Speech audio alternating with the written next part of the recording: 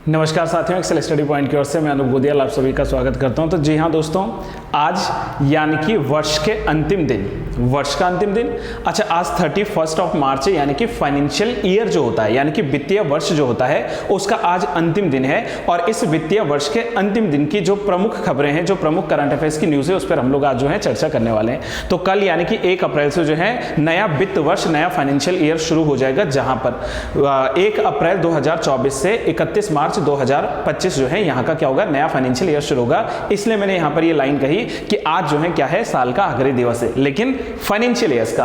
तो financial year के इस आखिरी दिवस में जो आज की प्रमुख हमारी न्यूज़ें रहने वाली हैं, उसमें सबसे पहले न्यूज़ की बात करें तो इसमें आता है भारत रत्न 2024 जो है, और भारत रत्न का जो पूरा इतिहास रहा है। हालांकि मैं आपको सूचित कर दूं कि भारत रत्न से संबंधित मैंने ऑलरेडी जो है वीडियो अपलोड की है एक, लेकिन इसमें हम लोग विस्तार में थोड़ा और जो है चर्चा करते हुए भारत रत्न के बारे में जानेंगे।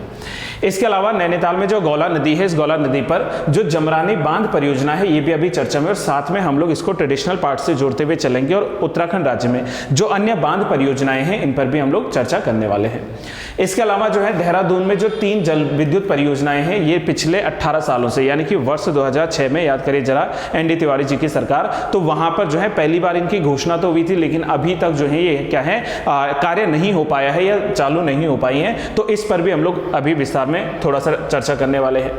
फिर जो है वित्त वर्ष 2024 और 25 के लिए जो है आरबीआई की पहली मौद्रिक नीति की बैठक होने जा रही है।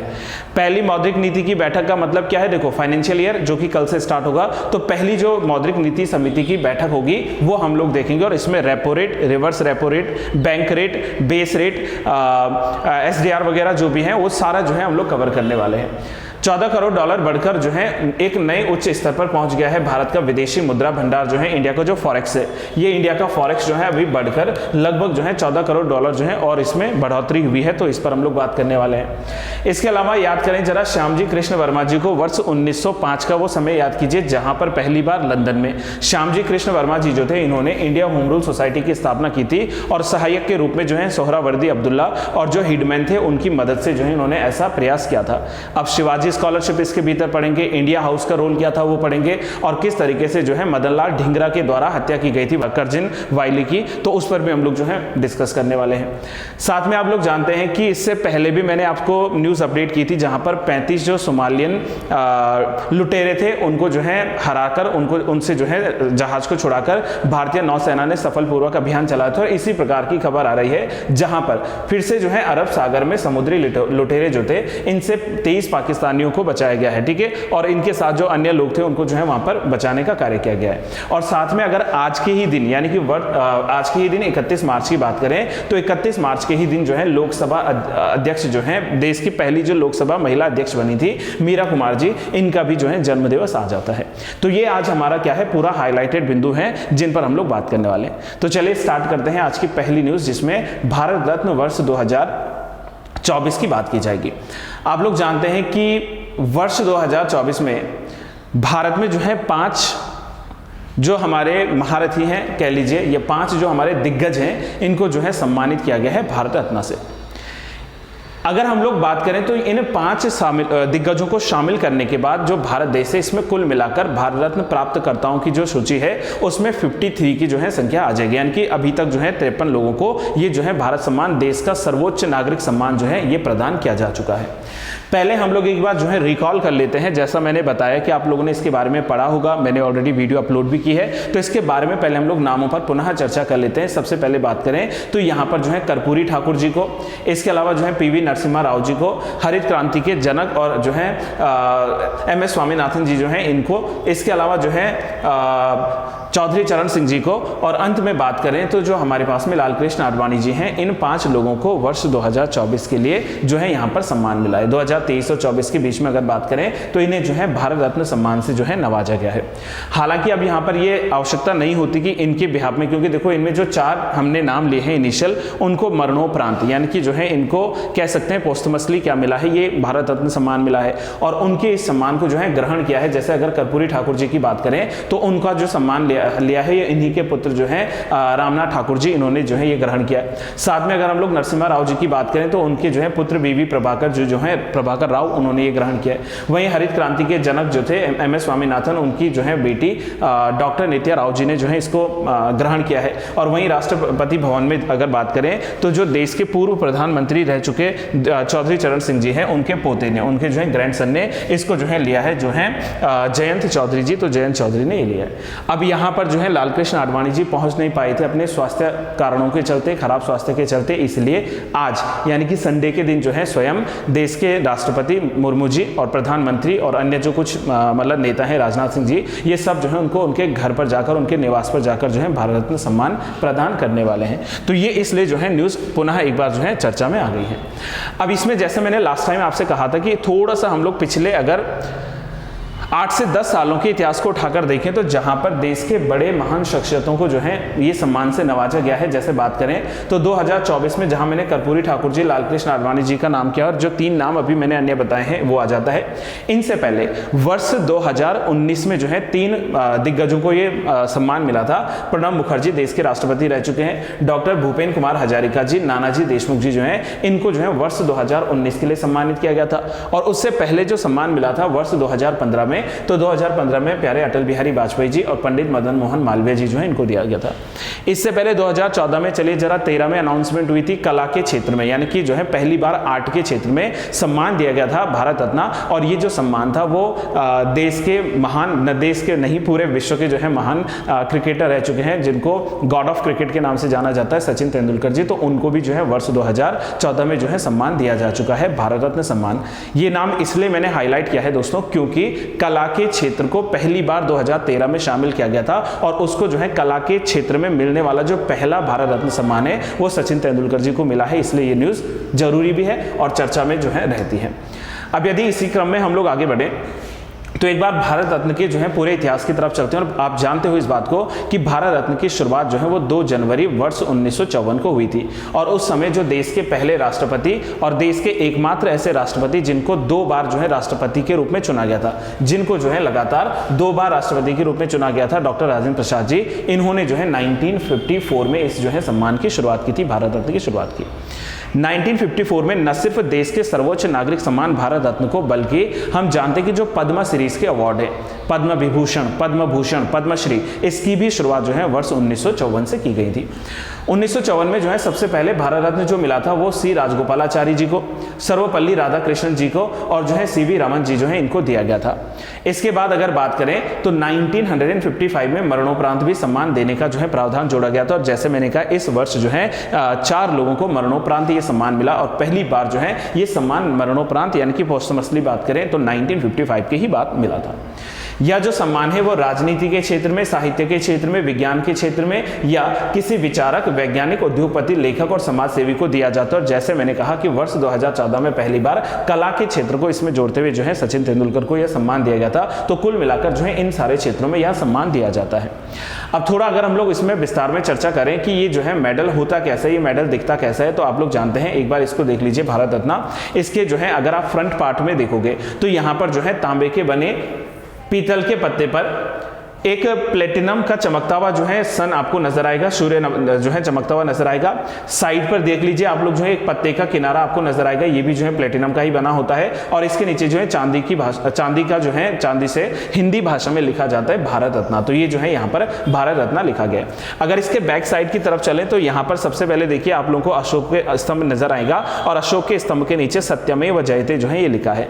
आप लोगों से मेरा एक सिंपल सा सवाल है गाइज कि सत्यमेव जयते का ये जो सिद्धांत है ये भारत के इतिहास के किस पन्ने से उठाकर लिया गया है, यानी कि भारत के इतिहास में कहां पहली बार सत्यमेव जयते था, किस उपनिषद में इसके बारे में बात की गई, तो आपने उस उपनिषद के बारे में कमेंट बॉक्स में अपना आंसर लिखना है। अब यदि बात करें हम लोग तो ये जो पुरस्कार है ऐसा नहीं कि सिर्फ भारतीयों को ही मिलता है, हालांकि इसका प्रारंभ जो है वो भारतीयों को ही देने के लिए किया गया था, लेकिन उत्कृष्ट और अच्छे जो है कार्यों के लिए इसको पहली बार जो है 1980 में विदेशियों को भी या गैर भारतीयों को भी दिए जाने की जो है शुरुआत हुई थी। और पहली पहली बार जो गैर भारतीय थी और पहली बार जो ये दिया गया था वो दिया गया था मदर टेरेसा को उनके उत्कृष्ट कार्यों के लिए।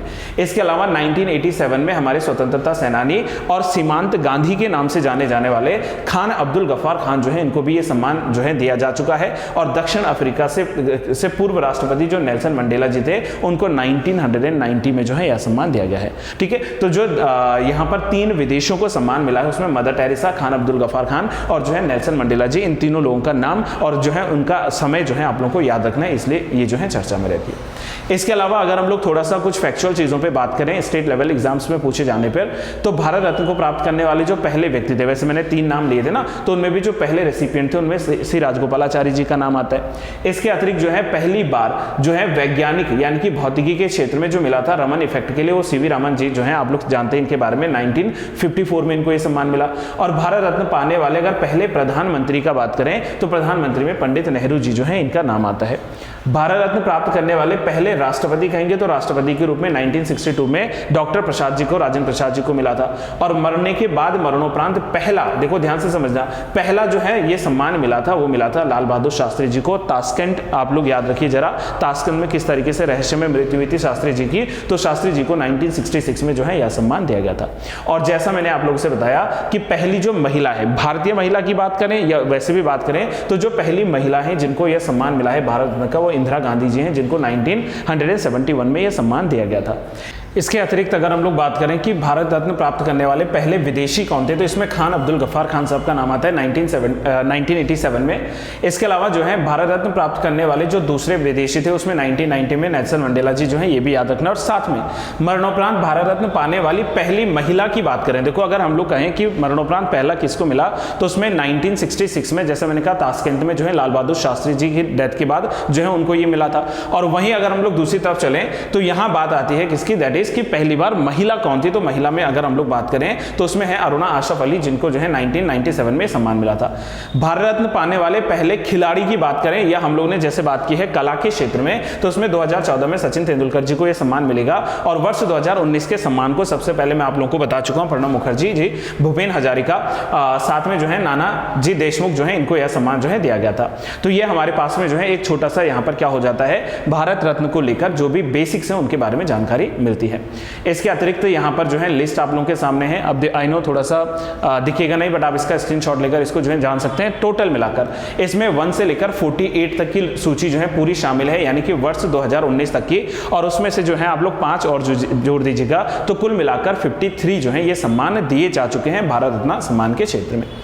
अब हम लोग बात करते हैं आज की दूसरी और महत्वपूर्ण न्यूज़ के बारे में, जिसमें नैनीताल में जो जमरानी बांध परियोजना है इसको जो है लेकर लगातार ये माना जा रहा है कि जल्द ही ये शुरू होने वाली है। इसीलिए यहाँ पर कह सकते हैं कि जो लोगों की उम्मीदें हैं, ठीक है, वो जो है यहाँ पर जग रही हैं। ठीक है, तो अगर हम लोग बात करें जमरानी बांध परियोजना की, तो उधम सिंह और जो नगर नैनीताल जो लोकसभा क्षेत्र है, यहाँ के लिए जो है जमरानी बांध परियोजना जो है इसको 1975 से लेकर अभी तक जो है लगातार हम लोग कह सकते हैं कि एक मुद्दा बनाया जा रहा है चुनावी संघर्ष के भीतर। और आप जानते हैं कि जो अभी वर्तमान में बीजेपी के सांसद यहाँ से है नैनीताल उधम सिंह नगर में अजय टमटा जी, इन्होंने जो है जमरानी बांध परियोजना का जो है एक बार पुनः इस मुद्दे को जो है उजागर किया है।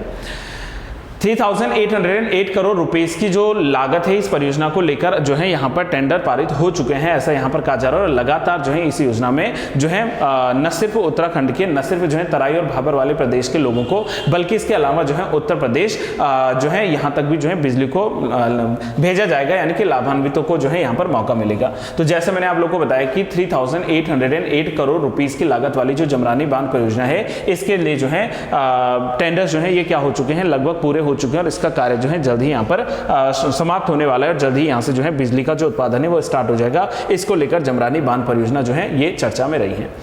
अब जमरानी बांध परियोजना की बात करें कि है कहाँ पर, किस नदी पर है, तो मैंने आपको बताया है कि जमरानी जो बांध परियोजना है ये नैनीताल के काठगोदाम से लगभग 10 किलोमीटर की दूरी पर जो गौला नदी है, इस गौला नदी पर है। और यहाँ पर जो है जमरानी बांध परियोजना जो है ये अभी भी निर्माणाधीन है।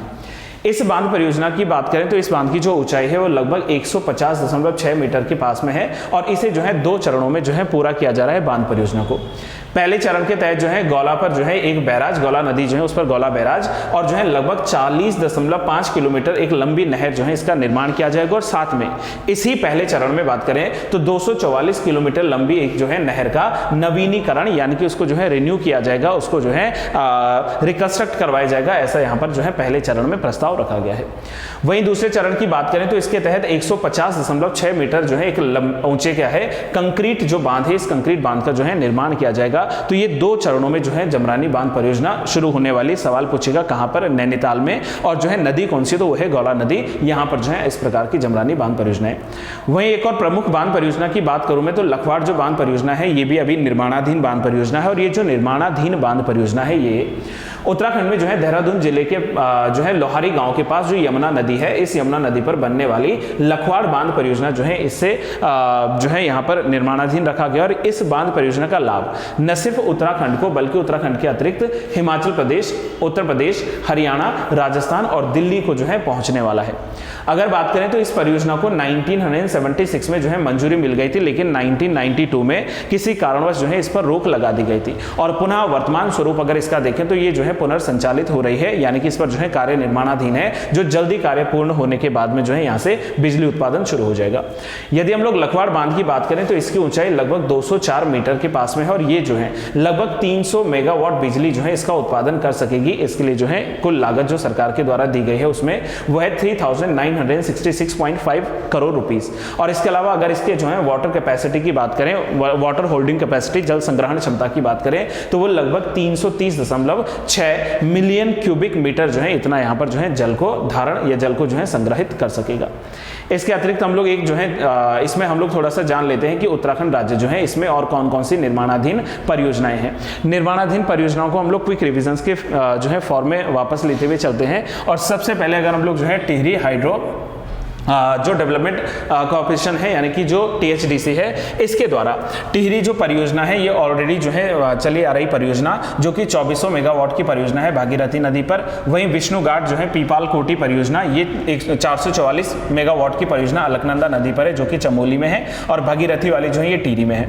इसके अलावा जो है बोकांग बैलिंग परियोजना 330 मेगावाट बिजली के साथ धौली गंगा यानी कि पिथौरागढ़ में जो है चल रही है। इसके अलावा जाट गंगा परियोजना 600 मेगावाट की जाट गंगा पर उत्तरकाशी में।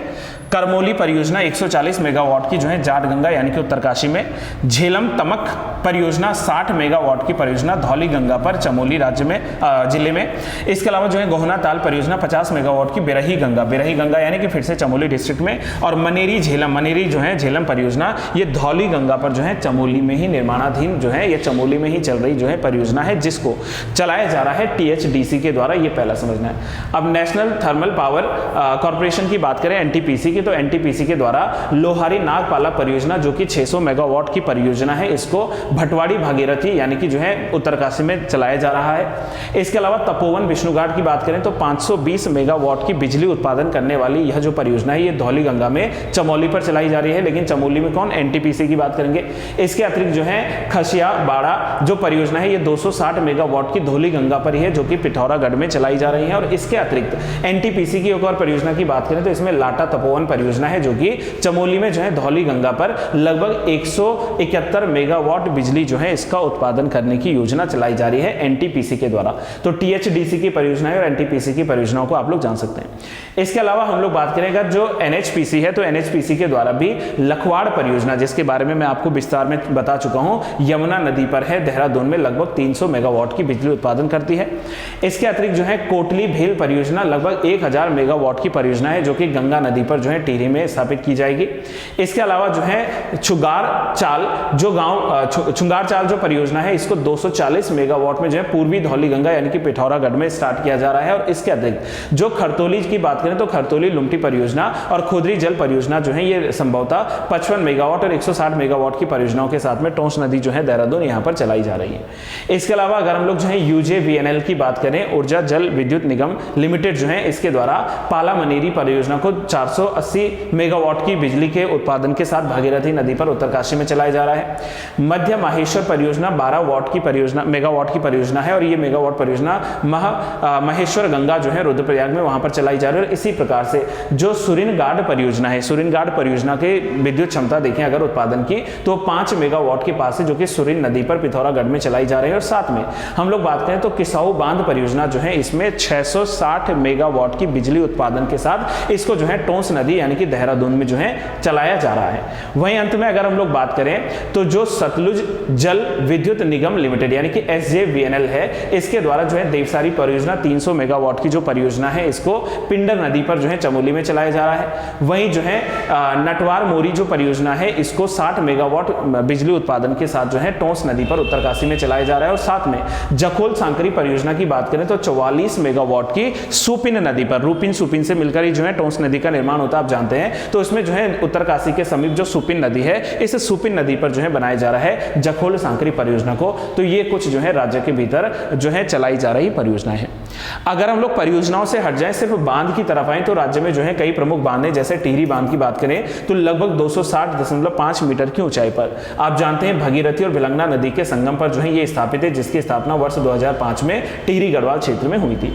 इसी तरीके से हरिपुरा जो बांध है ये 10.98 मीटर की ऊंचाई पर है और ये जो है गंगा नदी पर स्थापित है नैनीताल में, और 1975 में जो है इसको शुरू किया गया था। जमरानी बांध 150.6 मीटर की ऊंचाई पर गौला नदी पर है, अभी प्रस्तावित है, ठीक है, अभी जो है इसमें कार्य चल रहा है। और ये भी जो है नैनीताल में, जैसा मैंने बताया, काठगोदाम से जो है लगभग 10 किलोमीटर जो है दूर गौला नदी पर है। इसके अलावा नानक सागर बांध की बात करें तो लगभग 16.5 मीटर की ऊंचाई पर जो है ये देहवा में है, जो कि 1962 में स्थापित हुआ था और जो है नैनीताल में बांध है। मनेरी बांध की बात करें तो 39 मीटर की ऊंचाई पर भागीरथी में 1984 में बनी, उत्तरकाशी में जो है ये स्थापित है। पाला बांध जो है ये भागीरथी नदी पर स्थापित है और 2013 में इसको स्थापित किया गया था, जो कि उत्तरकाशी में है। तुमरिया बांध 15.29 मीटर की ऊंचाई वाला ये जो बांध है ये ढेला नदी पर है, और ढेला नदी यानी कि काशीपुर उधम सिंह नगर में 1961 में इसको जो है शुरू किया गया था। रामगंगा बांध की बात करें तो 127 मीटर की ऊंचाई पर रामगंगा नदी पर है और 1974 में इसको शुरू किया गया था पौड़ी गढ़वाल में। और साथ में जो इचरी बांध की बात करें तो इचरी बांध यानी कि 59.25 मीटर हाइट्स पर ये लोकेटेड जो बांध है ये टोंस नदी पर स्थित है देहरादून में, और 1972 में जो है इसका स्थापना हुई थी। तो ये एक हमारा जो है क्विक रिवीजन हो जाता है उत्तराखंड स्टेट के लिए। तो यहाँ पर आप लोग जो है इसको करंट टॉपिक्स के साथ में जोड़ सकते हैं। वही एक और प्रमुख खबर जो है बांध परियोजनाओं को लेकर या जल विद्युत परियोजनाओं को लेकर आ रही है, जिसमें अभी ये रिपोर्ट सामने आई है जिसके तहत कहा गया कि देहरादून जिले के जो जनजातीय क्षेत्र है, जौनसार बाबर वाला जो क्षेत्र है, तो इस जौनसार बाबर वाले क्षेत्र में जो है टोंस और जो पावर नदी है, दो नदियों पर जो है ये 3 परियोजनाएं हैं जो है अभी जो है ये अटकी हुई हैं। लगभग जो है पिछले 18 साल से बात करें तो इन पर जो है अभी कोई पूर्ण निर्माण कार्य हो नहीं पाया। और ये जैसा मैंने बताया कि जौनसार बाबर क्षेत्र में जो टोंस और पावर नदी है इस पर जो है 3 जल विद्युत परियोजनाएं हैं। इनकी घोषणा तो हो गई थी, 2006 में जो है इसकी घोषणा की गई थी, लेकिन अभी तक जो है इस पर कार्य नहीं हो पाया है। और ये जो परियोजनाएं हैं इनमें यदि सबसे पहले बात करें तो पहली परियोजना आती है टोंस नदी पर हनोल त्यूणी परियोजना। हनोल त्यूणी जो जल विद्युत परियोजना है ये एक इसका भाग है। दूसरा है त्यूणी प्लासू जल विद्युत परियोजना। तो हनोल त्यूणी के साथ में जो है त्यूणी प्लासू जो है जल विद्युत परियोजना, ये जो दोनों हैं वो टोंस नदी पर है। वहीं अगर हम लोग बात करें कि जो हमारे पास में पावर नदी है, इस पावर नदी पर जो है त्यूणी आराकोट जो है जल परियोजना जो है इसको भी निर्माणाधीन रखा गया है। तो 3 परियोजनाओं को आप लोग जो है इसमें रिकॉल करेंगे। सबसे पहला आता है इसमें त्यूणी प्लासू परियोजना, दूसरा है हनोल त्यूणी परियोजना, और ये दोनों जो है, देखो ये दोनों की बात करें तो ये दोनों की दोनों जो है लोकेटेड है that is on the Tons river. और एक और जो परियोजना आती है वो आती है त्यूणी आराकोट जल विद्युत परियोजना, जो कि जो है पावर नदी जो है इस पर लोकेटेड है। तो यहाँ पर जो है पावर नदी पर और यहाँ जो है टोंस नदी पर ये जो 3 परियोजनाएं हैं, इन 3 परियोजनाओं को लेकर जो है अटकलें लगातार बनी है। 2006 में जैसे मैंने बताया इसका निर्माण कार्य शुरू हुआ था। वही अगर हम लोग बात करें तो जो हमारे पास में त्यूणी प्लासू जो जल विद्युत परियोजना है इसकी जो मेगावाट क्षमता है वो लगभग 72 मेगावाट क्षमता है। तो 72 मेगावाट बिजली क्षमता के साथ में जो है त्यूणी प्लासू परियोजना पर कार्य किया जाएगा। और वही हनोल त्यूणी की तरफ चले तो हनोल हनोल त्यूणी जो है उसमें 90 मेगावाट की बिजली के साथ। और अंत में जो है बात करें अगर हम लोग त्यूणी आराकोट की, तो त्यूणी आराकोट जो है ये लगभग 81 मेगावाट की जो बिजली उत्पादन है इसको जो है उत्पन्न कर सकेगी। ऐसे निर्माणाधीन जो है परियोजनाओं को यहाँ पर हाईलाइट किया जा सकेगा। जैसा मैंने बताया कि एनडी तिवारी जी की सरकार के दौरान वर्ष 2006 में जो है जनजातीय क्षेत्रों के विकास के लिए इन परियोजनाओं को जो है शुरू किया गया था और वर्ष 2012 तक जो है बिजली उत्पादन का जो है लक्ष्य रखा गया था। लेकिन जो है आप जानते हैं कि सरकार के रवैये और बदलते स्वरूप के कारण अभी भी जो है ये परियोजनाएं पूर्ण हो नहीं पाई हैं, इसलिए यहाँ पर जो है ये एक जो है विचाराधीन विषय बन जाता है। अगर हनोल त्यूणी जल विद्युत परियोजना की बात करें तो इसका जो निर्माण कार्य था वो दिल्ली की जो कंपनी थी सनफ्लैग, तो सनफ्लैग आयरन लिमिटेड को जो है ये सौंपा गया था। और वहीं दूसरी तरफ त्यूणी प्लासो और त्यूणी जो आराकोट जल विद्युत परियोजना है इसका जो निर्माण कार्य था वो सिंचाई विभाग की जो है जो न्यू विंग स्थापित हुई थी उत्तराखंड परियोजना विकास एवं निर्माण निगम, इसको करना था, जो कि अब जो है किसके हाथ में आ गए हैं, यूजेवीएनएल के हाथ में आ चुके हैं। तो उत्तराखंड जो है जल विद्युत निगम लिमिटेड के द्वारा अब इस पर जो है कार्य किया जाएगा, इसलिए यह भी चर्चा जो है इंपॉर्टेंट होती है। इसको आप लोग जो है उत्तराखंड के ऊर्जा क्षेत्र से, ऊर्जा संसाधन के क्षेत्र से जोड़ सकते हो। तो जब भी आप लोग ऊर्जा संसाधन क्षेत्र के बारे में बात करोगे उत्तराखंड में, तो उसमें जो है इन प्रकार की परियोजनाओं को जोड़ना अनिवार्य हो जाता है। वहीं अगर हम लोग नेक्स्ट न्यूज़ की तरफ बात करें तो आज की एक सबसे बड़ी जो खबर है वो है कि 3 अप्रैल से शुरू होने वाली है आरबीआई की मौद्रिक नीति बैठक। मौद्रिक नीति समिति की बैठक की बात करें तो हालांकि ये कहा जा रहा है कि जो हमारी ब्याज दरें हैं इनमें जो है अभी कटौती नहीं की जा सकती, इसको घटाया नहीं जा सकता, घटाया बढ़ाया नहीं चेंज किया जा सकता। और वहीं अगर हम लोग थोड़ा सा मॉनेटरी पॉलिसी कमेटी की बात करें, जिसको मैं प्रीवियस वीडियो में ऑलरेडी आप लोगों से डिस्कशन कर चुका हूं कि जो हमारे पास में मौद्रिक पॉलिसी कमेटी आती है एमपीसी, इसकी शुरुआत पहली बार 2016 में हुई थी। और 2016 में जब ये मौद्रिक पॉलिसी समिति को बिठाया गया था तो उसमें कहा गया था कि एक वर्ष में जो है कम से कम एक वर्ष में बात करें तो जो है इनको 4 बार जो है करना है, मतलब क्वार्टरली जो है इनको क्या करना है वहां पर बैठना है। तो आप लोगों को क्या है एक साल में कम से कम 4 बैठकें करनी है। और इस समय जो है देश की जो लिक्विडिटी है मार्केट की, यानी कि जो बाजार की तरलता है, तरलता के परिप्रेक्ष्य की बात करें तो इसमें आपने जो है रेपो दर, सबसे अहम इसमें यही है कि जो रेपो रेट है, अभी रेपो रेट क्या है मैं उस पर बात करूंगा, जो रेपो की दर है उस रेपो की दर को जो है मार्केट में फिक्स करना है कि कितना रहना चाहिए, ताकि न बहुत ज्यादा इन्फ्लेशन हो, न बहुत ज्यादा जो है प्राइस सस्ते हो जाए, डिफ्लेशन की कंडीशन आ जाए। तो मुद्रास्फीति और अवस्फीति जो है इसके बैलेंस को बनाए रखने के लिए मौद्रिक पॉलिसी समिति जो है इसका शुरुआत 2016 में हुई थी, जिसमें कुल मिलाकर 6 सदस्य जो है शामिल थे। अब यहां पर जो है ये मौद्रिक नीति समिति जो है ये बैठक करने वाली है 3 अप्रैल को, तो इसलिए जो है ये चर्चा में है। वित्त वर्ष 2024-25 के लिए आरबीआई की मौद्रिक नीति समिति की जो है पहली बैठक 3 अप्रैल से शुरू होने वाली है। और इस पूरी बैठक का क्या निष्कर्ष निकला, 5 अप्रैल को जो है गवर्नर के द्वारा इसको जो है सूचित कर दिया जाएगा, लोगों तक जो है इसको पहुंचा दिया जाएगा आरबीआई के गवर्नर जी के द्वारा। चालू वित्त वर्ष की अगर हम लोग बात करें तो इसमें जो है दरें बढ़ाई जाने के बावजूद भी जो है देश में कर्ज की रफ्तार धीमी नहीं हो पाई थी। आप जानते हैं कि वित्त वर्ष 2023-24 में बैंकों की तरफ से जो कर्ज था वो 19.3% जो है इसमें बढ़ोतरी ही हुई थी, कोई जो है कमी आई नहीं थी। हाँ, सिर्फ वाणिज्यिक सेक्टर यानी कि कमर्शियल सेक्टर की बात करें तो कमर्शियल सेक्टर में जो है जो दिए जाने वाले ऋण थे इसकी रफ्तार में थोड़ा कमी आई है। 15.4% जो है वो कमर्शियल सेक्टर्स में हम लोग कह सकते हैं कि ऋणों में जो है क्या हुआ है, घटौती हुई है। बाकी 19.3% जो है वो वित्त वर्ष 2023-24 के दौरान वितरण की जो है वृद्धि दर यहां पर रही है। कर्ज वितरण की, जो लोन दिया जा रहा है, जो कर्ज दिया जा रहा है, उसकी जो है यहां पर बनी रही है।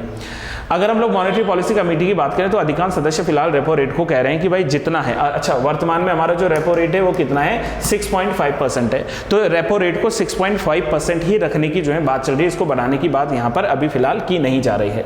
अब यहाँ पर सवाल क्या है कि ऐसा जो है क्यों आया है, अर्थव्यवस्था में जो है ये लगातार फेरबदल क्यों आए हैं, या क्यों इतना जो है अर्थव्यवस्था जो है महंगी होती चली जा रही है। इसके पीछे कारण आप लोग कई जानते हैं, जिसमें से यूक्रेन और रूस का जो डिस्प्यूट है, यूक्रेन और रूस के विवाद से, और साथ में जो लाल सागर में, आप याद करो ना, लाल सागर अरब सागर में लगातार जो है क्या बन रही है, जो इंसर्जेंसीज बढ़ रही हैं, जो हालात बिगड़ रहे हैं, इससे जो है पूरे खाड़ी देशों में बल्कि जो है पूरे विश्व में जो इकोनॉमी है इस पर जो है प्रभाव देखा गया है।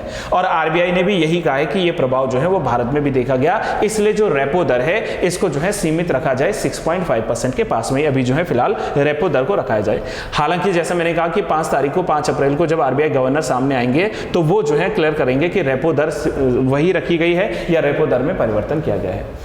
अब थोड़ा सा हम लोग इसके ट्रेडिशनल पार्ट में चलते हुए देखते हैं कि वास्तव में रेपो दर क्या होता है। देखो सिंपल सा लॉजिक है।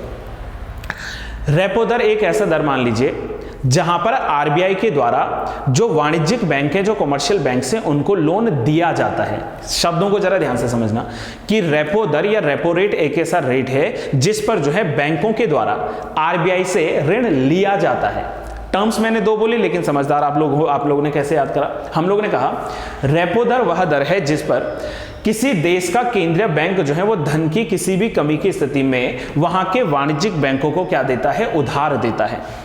रेपो रेट एक ऐसा रेट है जहां पर सेंट्रल बैंक होता है किसी भी देश का, in the terms of India हम लोग कहेंगे तो that is RBI, lends money to commercial banks in the event of any shortfall of the fund.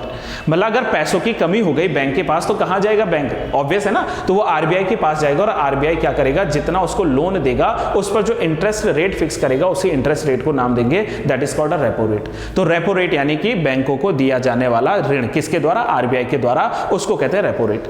और एक चीज याद रखना कि जो रेपो रेट होता है इसमें हमेशा बैंक के द्वारा ऐसे ऋण को लिए जाते समय कुछ ना कुछ जो है सिक्योरिटी जमा करनी पड़ती है, कुछ ना कुछ जो है वहां पर एक्सचेंज करना पड़ता है। तो यहां पर कोलैटरल रखना जो है अनिवार्य हो जाता है। तो कोलैटरल के बिना यहां पर आरबीआई जो है नहीं देगा। हाँ, जो बिना कोलैटरल का जाएगा उसको हम लोग जो है वहां पर बैंक रेट के नाम से जान लेंगे, लेकिन यहां पर जो है कोलैटरल रखना अनिवार्य हो जाता है जहां पर वाणिज्यिक बैंकों के पास जो है कहा गया है कि आपको आरबीआई से लोन लेते समय कुछ ना कुछ जो है सिक्योरिटी रखनी पड़ेगी या कोलैटरल रखना पड़ेगा।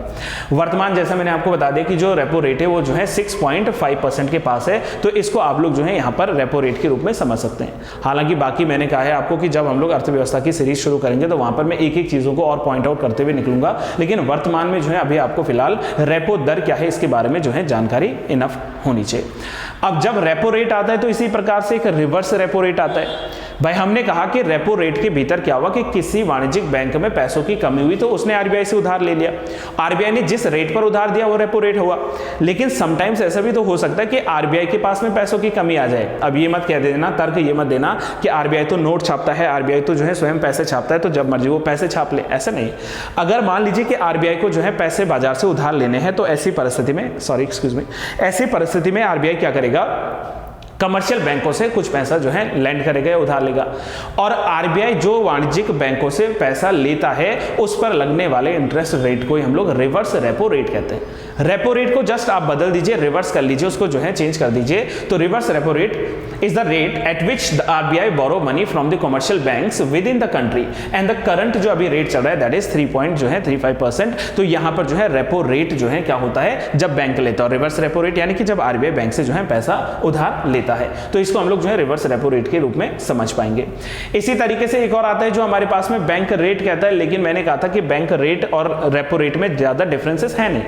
बैंक रेट क्या होता है? सबसे पहला लॉन्ग टर्म्स के लिए दिया जाता है, रेपो रेट जो है शॉर्ट टर्म्स के लिए, मतलब कम समय के लिए रेपो रेट दिया जाएगा, लंबे समय के लिए जो है बैंक रेट दिया जाएगा। दूसरा, जो बैंक रेट होता है उसमें जो है कोलैटरल की या एग्रीमेंट की जरूरत नहीं होती है, जबकि हमने कहा कि रेपो रेट में जो है बैंक के द्वारा आरबीआई के पास में जो है रखवाना पड़ेगा अनिवार्य रूप से जो है कोलैटरल्स। यहां पर जो है कोलैटरल्स की आवश्यकता जो है पड़ती नहीं है, इसलिए आप लोग को याद रखना कि जो बैंक रेट है उसमें जो है किसी प्रकार की यहां पर जो है कोलैटरल की आवश्यकता होती नहीं। तो बैंक रेट जब हमसे पूछेंगे कि बैंक रेट कौन सा रेट है, तो बैंक रेट भी एक ऐसा रेट है जहां पर आरबीआई के द्वारा वाणिज्यिक बैंकों को ऋण प्रदान किया जाता है, लेकिन बिना किसी जो है कोलैटरल के, बिना किसी जो है अनुबंध के, बिना किसी एग्रीमेंट के। और साथ में हम लोग बात करें तो ये जो होता है लंबे समय के लिए, दीर्घकालिक जो है अवधि के लिए जो है दिया जाने वाला एक ऋण होता है। इसी तरीके से हमारे पास में आता है सीआरआर एंड एसएलआर यानी कि कैश रिजर्व रेशियो, इसमें जो है आता है। अच्छा, कैश रिजर्व रेशियो का मतलब क्या समझेंगे आप लोग? अब हमने कहा कि कोई भी बैंक है, फॉर एग्जांपल एसबीआई बैंक है, पीएनबी बैंक है, या जो भी आप लोग कहें, बैंक ऑफ बड़ौदा है, कोई भी बैंक है, तो उस बैंक के पास में जितने भी एनडीटीएल होंगे, एनडीटीएल का मतलब क्या समझे हम लोग यहां पर? That is net demand time liabilities जो है, यानी कि कुल मिलाकर कहें जो भी टोटल उसके पास में जो है पैसा है, जो उसने मार्केट में दिया है या जो उसका जो है अपने पास में पैसा है, तो करना क्या है? उस टोटल एनडीटीएल का जो है एक हिस्सा, एक जो प्रतिशत, एक निश्चित जो प्रतिशत है, वो क्या करना पड़ेगा आपको? आरबीआई के पास जो है जमा करवाना पड़ेगा। तो ठीक है ना सर, हम जमा करवा देंगे, गोल्ड के फॉर्म में रख लेते हैं, सिक्योरिटीज के फॉर्म में रख लेते हैं, विच इज नो। आप गोल्ड या सिक्योरिटीज के फॉर्म में नहीं रख सकते, इसीलिए इसके नाम में ही लिखा हुआ है कैश रिजर्व रेशियो। आपके टोटल एनडीटीएल का एक पार्ट आप रिजर्व रखो, और कहां रिजर्व रखो? रिजर्व रखो आरबीआई के पास में, और वो भी कैसा होना चाहिए? कैश के फॉर्म में होना चाहिए। तो डायरेक्ट प्रत्यक्ष रूप से जो है कैश के फॉर्म में होना चाहिए, नकदी के रूप में होना चाहिए। तो इसको हम लोग जो है नाम देते हैं सीआरआर, यानी कि कैश रिजर्व रेशियो। और इसी के जस्ट अपोजिट हम लोग चले, ठीक है, तो उसमें आता है हमारे पास में एसएलआर, यानी कि जो है स्टैट्यूटरी या स्टैंडर्ड लिक्विडिटी रेशियो। अब स्टैट्यूटरी लिक्विडिटी रेशियो में क्या होगा? यहां भी आप लोगों ने कुछ ना कुछ रिजर्व रखना है, ठीक है, यहां भी आप लोगों ने कुछ ना कुछ जो है एक अनुपात को जो है रिजर्व रखना है आरबीआई के पास में। लेकिन ये जो रिजर्व होगा ये कैश के अलावा, या कैश भी हो सकता है, गोल्ड भी हो सकता है, सिक्योरिटीज भी हो सकती हैं। आपने क्या करना है? Apart from the CRR, banks have to maintain a stipulated proportion of their net demand and the time liabilities in the form of liquid assets, and liquid assets means in terms of cash, gold और securities. आप जो है नकद के रूप में, सोना के रूप में, या जो प्रतिभूतियां होती हैं इनके रूप में भी क्या कर सकते हैं? इस एसएलआर को रख सकते हैं, जिसका जो दर है वो आरबीआई के द्वारा समय समय पर तय किया जाता है, और वर्तमान जो इसकी दर है वो जो है 18% की दर है। तो यहां पर क्या आ गया? हमारे पास में एसएलआर आ गया। तो जब मौद्रिक नीति रिपोर्ट की मैंने बात की है, तो उसके भीतर मेन काम है उसका रेपो रेट को फिक्स करना। लेकिन रेपो रेट के अलावा जो है अन्य जो प्रमुख रेट होते हैं उनके बारे में जो है मैंने आपको एक क्विक रिवीजन के रूप में चीजें बता दी हैं करंट के टॉपिक्स को जोड़ते हुए। अब हम लोग बात कर लेते हैं इंडिया के फॉरेक्स को लेकर, ठीक है। आप जानते हैं कि भारत में जो है फॉरेक्स यानी कि जो है फॉरेन जो एक्सचेंज है, यानी कि जो विदेशी भंडार है, विदेशी जो विनिमय भंडार है, उस पर हम लोग थोड़ा सा बात कर लेते हैं। न्यूज़ क्यों चर्चा में है, जरा इस पर पहले बात कर लेते हैं। 14 करोड़ डॉलर बढ़कर जो है नए उच्च स्तर पर पहुंचा है विदेशी मुद्रा भंडार, और लगभग अगर हम लोग बात करें तो 642.631 अरब डॉलर ये जो है देश का कुल विदेशी जो है मुद्रा भंडार हो चुका है। अकेले वर्ष 2024 में देखें तो वर्ष 2024 में, ये जो फाइनेंशियल ईयर 23-24 है, तो 2024 में अब तक करीब जो है लगभग 20 अरब डॉलर जो है भारत का कुल जो है विदेशी मुद्रा भंडार जो है यहाँ पर बढ़ा है, इसलिए जो है ये चर्चा में न्यूज आ जाती है। अगर बात करें तो यह लगातार 5वां ऐसा सप्ताह रहा था जहां पर विदेशी मुद्रा भंडार जो है वो बढ़ा है, और विदेशी मुद्रा भंडार बढ़कर जो है 6.396 अरब डॉलर्स जो है इसके आसपास जो है वृद्धि हुई है। इससे पहले सितंबर 2021 में हमने एक वृद्धि दर्ज की थी, जिसमें भारत का जो विदेशी मुद्रा भंडार था वो लगभग जो है 624.453 जो है अरब डॉलर के आसपास जो है यहाँ पर रहा था। अगर हम लोग बात करें कि 22 मार्च जो है, जिस दिन 2024 को 22 मार्च को जो है ये रिपोर्ट रखी गई थी, तो इसमें जो टोटल हमारे पास में जो है क्या था, जो एफसीआई था वो एफसीआई लगभग जो है 12.3 करोड़ डॉलर की गिरावट के साथ में जो है देखा गया था, और ये घटकर जो है लगभग कितना हुआ था 568.264 जो है अरब डॉलर के पास में जो है यहाँ पर हुआ था। लेकिन ये इंपॉर्टेंट नहीं होता, आप लोग भूल सकते हैं। लेकिन अगर पिछले हम लोग वीक की बात करें, लास्ट वीक लास्ट सप्ताह की बात करें, तो इसमें जो टोटल हमारा क्या है गोल्ड स्टोर है, यानी कि टोटल जो हमारा स्वर्ण भंडार रहा है, इस स्वर्ण भंडार में लगभग 34.7 करोड़ डॉलर की जो है वृद्धि हुई है। और अगर हम लोग बात करें तो अब ये बढ़कर 51.487 अरब डॉलर जो है पहुंच गया है, और ये जो है एक बड़ा हमारे पास में जो है अमाउंट माना जा सकता है। वर्ष 2024 में अब तक का जो है विदेशी मुद्रा भंडार करीब जो है 20 अरब डॉलर की वृद्धि कर चुका है, और 2023 के दौरान विदेशी मुद्रा भंडार में 58% की जो है वृद्धि देखी गई थी, जबकि 2022 में जो है इसमें 71 अरब डॉलर की जो है गिरावट आई थी। तो 22 में गिरावट आई, 23 में वृद्धि भी, और अब जो है 24 में चलकर पुनः इसमें जो है एक बार वृद्धि यहां पर हुई है, ये हम लोग जान सकते हैं। अब सवाल ये है कि जो हमारे पास में विदेशी मुद्रा भंडार है ये वास्तव में है क्या चीज। देखो सिंपल सा लॉजिक है कि विदेशी मुद्रा भंडार का मतलब है कि किसी भी केंद्रीय बैंक के द्वारा, जैसे हमारे देश के टर्म्स में बात करें तो आरबीआई हमारे देश का केंद्रीय बैंक है, राइट। तो किसी भी बैंक, केंद्रीय बैंक के द्वारा विदेशी मुद्राओं में जो है रिजर्व पर रखी गई जो परिसंपत्ति होती है, इसको हम लोग जो है फॉरेक्स के नाम से जानते हैं। और ये जो संपत्ति रखी जाती है वो कहां पर रखी जाएगी, that is in IMF, international monetary fund जो है, यानी कि जो अंतरराष्ट्रीय मुद्रा कोष है, यहां पर रखा जाता है। तो भारत की विदेशी मुद्रा भंडार में क्या शामिल है, देखो विदेशी मुद्रा परिसंपत्तियां इसमें शामिल होती हैं, राइट, यानी कि एसेट्स होंगे, फॉरेन मनी एसेट्स इसमें होंगे। इसके अलावा गोल्ड रिजर्व होगा, स्वर्ण भंडार होगा। इसके अलावा सबसे इंपॉर्टेंट आता है SDR, यानी कि स्पेशल ड्रॉइंग राइट्स जो होता है, हिंदी में इसको लिखते हैं हम लोग विशेष आहरण जो अधिकार है, यानी कि स्पेशल ड्रॉइंग राइट्स है। ये जो है यहाँ पर क्या किया जाता है, रखा जाता है अंतरराष्ट्रीय मुद्रा कोष के पास में, जो है इस आधार पर फॉरेक्स को जो है जमा किया जाता है। अगर FCA की बात करें कि ये जो हमारे पास में फॉरेन जो एसेट्स हैं, अगर हम लोग जो है यहाँ पर बात करें तो ऐसी परिसंपत्तियां होती है जिनका मूल्यांकन देश की अपनी मुद्रा के अलावा किसी भी अन्य मुद्रा के आधार पर जो है किया जाए, रुपीज में नहीं, बाकी जो है करेंसी जो है, अभी मैं बास्केट बता रहा हूं कि बास्केट में कौन कौन से करेंसीज होंगी तो इसके आधार पर जो है यहाँ पर देखा जाएगा। अगर हम लोग एसडीआर के बास्केट ऑफ करेंसी की बात करें तो एसडीआर के बास्केट ऑफ करेंसी में सबसे पहले जुड़ता है इसमें डॉलर, ठीक है, अमेरिका का चलने वाला डॉलर। दूसरा इसमें जुड़ता है यूरो, यानी कि यूरोप में जो यूरो है। तीसरा चाइना में जो मुद्रा है रेनमिनबी, तो रेनमिनबी जुड़ती है। जापान की येन और ब्रिटेन का जो पाउंड है। तो कुल मिलाकर अभी जो बास्केट ऑफ करेंसी है कहां पर, एसडीआर में। तो एसडीआर में बास्केट ऑफ करेंसी में जो है 5 प्रकार की मुद्राएं आएंगी, जिसमें डॉलर, यूरो, रेनमिनबी, येन और पाउंड जो है, इन सबको जो है यहां पर शामिल किया जाता है। और अगर हम लोग एसडीआर की बात करें कि ये स्टैंडर्ड हमारे पास में जो है विशेष अधिकार जो है, आहरण अधिकार यानी कि स्टैंडर्ड ड्राइंग राइट्स जो है, ये है क्या, कब इसकी शुरुआत हुई थी, तो इसकी शुरुआत जो है 1969 में आईएमएफ के द्वारा की गई थी। और आईएमएफ अपने सदस्य देशों के लिए जो है एक अंतरराष्ट्रीय आरक्षित संपत्ति के रूप में इसको बनाए रखता है, मतलब एक प्रकार का रिजर्व है, अपने पास जो एक प्रकार का जो है जमा बनाए रखा है, आवश्यकता पड़ने पर जो है इसको डिस्ट्रीब्यूट किया जाएगा। और एसडीआर कोई मनी नहीं है। अगर आप लोग कहेंगे कि SDR is a money, no, it is not a money, ये जो है कोई प्रकार की मुद्रा नहीं है और ना ही इस पर जो है आईएमएफ का कोई जो है दावा किया जाता है कि ये हम क्लेम करते हैं कि हमारी मनी, ना, ऐसा बिल्कुल नहीं है। बल्कि कह सकते हैं कि जो आईएमएफ के सदस्य हैं इन्हीं के द्वारा स्वतंत्र रूप से, फ्रीली, इंडिपेंडेंटली जो है इसका प्रयोग करने के लिए जो है योग्य मुद्राओं का एक संभावित जो है अंश क्या किया जाता है, वहां पर जमा किया जाता है। और इन मुद्राओं के लिए जो है एसडीआर का आदान प्रदान जो है यहां पर किया जाता है। एसडीआर के मूल्य की गणना जो है बास्केट ऑफ करेंसी में की जाती है। और जैसा मैंने कहा है कि बास्केट ऑफ करेंसी जो है इसमें 5 अलग अलग जो है देशों की क्या है 5 मुद्राएं शामिल हैं। और इनको जो है इंटरनेशनली कह सकते हैं कि एक्सेप्टेबल मनी कह सकते हैं, मोस्ट एक्सेप्टेबल मनी कह सकते हैं, करेंसी कह सकते हैं, जिसको जो है एसडीआर के भीतर शामिल किया जाता है। अब हम लोग इसी क्रम में आगे बढ़ते हुए नेक्स्ट महत्वपूर्ण न्यूज़ पे आते हैं, जिसका जो है टॉपिक जुड़ता है होम रूल सोसाइटी को। होम रूल सोसाइटी, देखो आप लोग जानते हैं कि ये हम लोग बात कर रहे हैं इंडिया होम रूल सोसाइटी।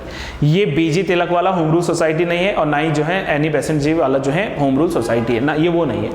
हम बात करें यहाँ पर होम रूल सोसाइटी के जो है संस्थापक जो है श्यामजी कृष्ण वर्मा जी, उनको नरेंद्र मोदी ने जो है अभी श्रद्धांजलि जो है अर्पित किया और श्रद्धांजलि के चलते जो है इनको याद किया जा सकता है। श्यामजी कृष्ण वर्मा की बात करें तो इनका जन्म गुजरात में जो है 1857 में हुआ था और इन्होंने भारतीय राष्ट्रवाद और स्वतंत्रता के लिए लगातार जो है कई प्रोत्साहन दिए हैं, कई कार्य किए हैं। और जैसा मैंने कहा कि भारत से बाहर विदेश में स्थापित होने वाली जो पहली क्रांतिकारी समिति या सोसाइटी थी, जिसका नाम इंडिया होम रूल सोसाइटी था, इसको भी श्यामजी कृष्ण वर्मा जी ने वर्ष 1905 में जो है अब्दुल्ला सोहरावर्दी और हिडमैन की सहायता से जो है लंदन में स्थापित किया था। इसलिए हम लोगों ने कहा कि ये जो है प्रमुखता से जाने जाते हैं। साथ में आप लोग जानते हैं कि जो श्यामजी कृष्ण वर्मा जी थे, श्यामजी कृष्ण वर्मा जी का निधन 1930 में जो है स्विट्जरलैंड में ही हुआ था। लेकिन जो है वर्ष 2003 में, जिस समय प्राइम मिनिस्टर, अब अभी तो हमारे प्रधानमंत्री है नरेंद्र मोदी जी, लेकिन उस समय जो है नरेंद्र मोदी जो है गुजरात के मुख्यमंत्री के पद पर थे वर्ष 2003 में, और इन्होंने जो है स्विट्जरलैंड से श्यामजी कृष्ण वर्मा की जो अस्थियां थी वो भारत वापस लाई थी। इसलिए भी सवाल समटाइम्स ऐसे भी घुमा के बन जाता है कि किसने जो है श्यामजी कृष्ण वर्मा की अस्थियों को जो है भारत वापस लाने का कार्य किया था, तो वो प्रधानमंत्री आज के, और उस समय जो है बात करें तो गुजरात में जो है सीएम के पद पर बैठे हुए थे मोदी जी, तो उनके द्वारा जो है इसको लाया गया था, इसलिए जो है ये चर्चा में था। अब सवाल यह है कि जो इंडिया होम रूल लीग है इसका उद्देश्य क्या था, तो इसका उद्देश्य था विदेशों में क्रांतिकारी आंदोलनों का प्रचार प्रसार करना, ताकि वहां पर रहने वाले जो भारतीय और भारत में रहने वाले जो भारतीय जिनका अंग्रेजी हुकूमत के द्वारा लगातार शोषण किया जा रहा है, तो उसके खिलाफ आवाज उठाकर लोगों को जागरूक करना, ये इनका उद्देश्य था। और लोगों को जागरूक करने के इसी क्रम में इन्होंने एक पत्रिका का संपादन किया था, एक पत्रिका को प्रकाशित किया था जिसका नाम था इंडियन सोशियोलॉजिस्ट। यानी कि हम लोग जानते हैं कि जो इंडियन सोशियोलॉजिस्ट नामक पत्रिका थी, इसका भी प्रकाशन श्याम जी ने किया था। और इसके अतिरिक्त श्यामजी कृष्ण वर्मा ने शिवाजी की स्कॉलरशिप जो है, शिवाजी स्कॉलरशिप क्या था जरा ये भी समझ लीजिए। शिवाजी स्कॉलरशिप के तहत क्या होता था कि भारत से कुछ योग्य क्रांतिकारी लोगों को जो है बुलाया जाता था लंदन, और लंदन बुलाने के लिए उनको जो है 1000 रुपए की जो है क्या दी जाती थी, छात्रवृत्ति यानी कि स्कॉलरशिप दी जाती थी। और 1000 की छात्रवृत्ति पाने वाले ऐसे पहले व्यक्ति जो कि इस शिवाजी स्कॉलरशिप के तहत जो है लंदन पहुंचे थे, उनका नाम था विनायक दामोदर सावरकर जी, डी सावरकर जी, जिनको आप लोग मित्र मेला या अभिनव भारत के नाम से जानते हैं। और साथ में जो है उनका जो है नासिक षड्यंत्र मामला 1905 में जो जैक्सन की हत्या हुई थी उससे भी जो है उनका क्या जो है कनेक्शन मिलता है। हालांकि हत्या इन्होंने नहीं की थी, हत्या करने वाले अनंत लक्ष्मण कन्हारे थे, लेकिन अनंत लक्ष्मण कन्हारे जो थे वो एक कह सकते हैं एक्टिव मेंबर थे अभिनव भारत के, इसलिए इन पर जो है षड्यंत्र मामला भी जो है चला था, नासिक षड्यंत्र मामला। तो मैं उन्हीं बी डी सावरकर जी की बात कर रहा हूं जो पहली बार शिवाजी स्कॉलरशिप के तहत जो है वो लंदन पहुंचे थे। इसके अतिरिक्त लंदन में आकर जो है इन लोगों ने इंडिया हाउस में जो है रुकना या स्टे करना पसंद किया था। और लंदन में इंडिया हाउस की शुरुआत किसने की, अगर ये सवाल बनता है तो वो भी श्यामजी कृष्ण वर्मा थे। और जैसे मैंने कहा कि इंडिया हाउस के जो अध्यक्ष थे वो थे विनायक दामोदर सावरकर जी। इसी तरीके से इंडिया हाउस से जुड़े हुए एक सक्रिय सदस्य थे जिनका नाम था मदनलाल ढींगरा।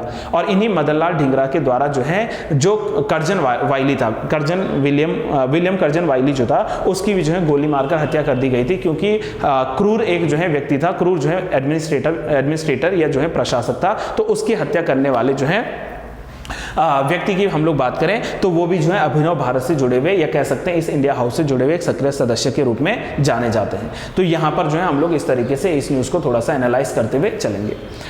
वहीं हम लोगों ने जैसा बीते दिनों में लगातार देखा है कि जो अरब सागर है यहाँ पर जो लुटेरे हैं इनका लगातार जो है आतंक बढ़ता जा रहा है, लेकिन हमारी जो इंडियन नेवी है, हमारी जो नौसेना है, हमारा जो कह लीजिए सशस्त्र बल है, समुद्री सशस्त्र बल है, उसके द्वारा हर जो है ऐसे अभियानों को जो है नाकाम करवाया जा रहा है जहाँ पर समुद्री लुटेरे जो हैं वो समुद्री जहाज़ों को अपने नियंत्रण में ला रहे हैं। तो अभी ये खबर क्यों चर्चा में है, देखो गाइस, क्योंकि अरब सागर में पुनः जो है लुटेरों से मुक्त करवा दिया गया है और इसमें जो है 23 पाकिस्तानियों को जो है मुक्त करवा दिया गया है, जिसके बाद जो है लगातार भारत की वाहवाही या कह सकते हैं कि जय जयकार जो है यहाँ पर हो रही है। अरब सागर में एक ईरानी शिप था जिसका नाम है अल कंबर। ये पूछ लेता कि इसका जो है नाम क्या है, तो ये था अल कंबर। तो ये जो अल कंबर है, इस अल कंबर को जो है नौसेना ने जो है भारतीय नौसेना ने इनको जो है लुटेरों से क्या कर दिया है, फ्री कर दिया है, मुक्त यहाँ पर कर दिया है, एक्सक्यूज मी, ठीक है, मुक्त यहाँ पर कर दिया है। जिसके बाद जो है हम लोग कह सकते हैं इससे पहले जो है जहाज से मुक्त कराए गए जो 23 पाकिस्तानी कर्मी हैं और जो 9 समुद्री लुटेरे हैं, इन समुद्री लुटेरों को तो मेडिकल परीक्षण के लिए भेज दिया गया है, इनको जो है रिलीज या छोड़ दिया गया है।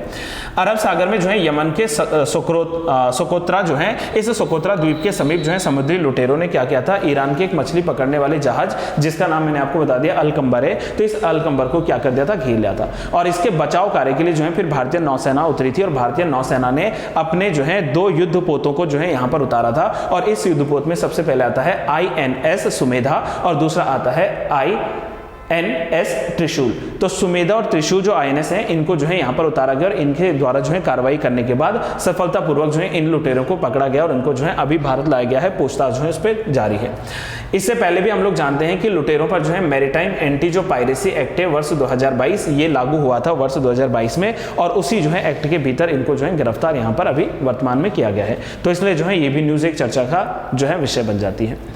वहीं अगर हम लोग आज के अंत की बात करें और इसमें एक क्विक रिवीजन के तौर पर देखें तो लोकसभा अध्यक्ष जो है देश की पहली जो महिला लोकसभा अध्यक्ष बनी थी मीरा कुमार जी, इनका जन्म आज यानी कि 31 मार्च को ही 1945 में जो है हुआ था बिहार के आरा गांव में। और 1973 में ये जो है भारतीय विदेश सेवा में जो है इन्होंने कह सकते हैं कि एडमिशन जो है शुरू किया था। इसके अतिरिक्त जो है ये मॉरिशस में, स्पेन में, ब्रिटेन में जो है अपनी सेवाएं दे चुकी थी, सर्विसेज यहाँ पर दे चुकी थी। और 1985 में जो है पहले ही चुनाव में जो है बिजनौर में इन्होंने रामविलास पासवान जी को और मायावती जी को हराकर जो है राजनीतिक रूप से सक्रियता दर्शाई थी।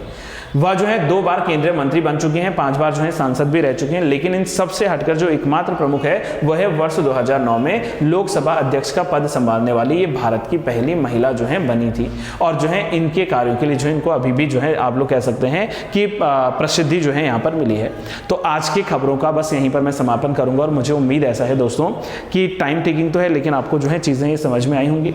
अगर आपको जो है चीज़ें समझ में आती हैं, अगर आपको वीडियो पसंद आती है तो मुझे बार बार बोलने की आवश्यकता ना पड़े, आप वीडियो को लाइक जरूर कीजिए, अपने दोस्तों के साथ शेयर जरूर कर लीजिए। और अगर आप लोगों ने अभी तक चैनल को सब्सक्राइब नहीं किया तो चैनल को सब्सक्राइब कर लीजिए और साथ में बेल आइकन को प्रेस करना ना भूलें। Till then have a good day to all. Thank you so much. Keep learning and keep trying.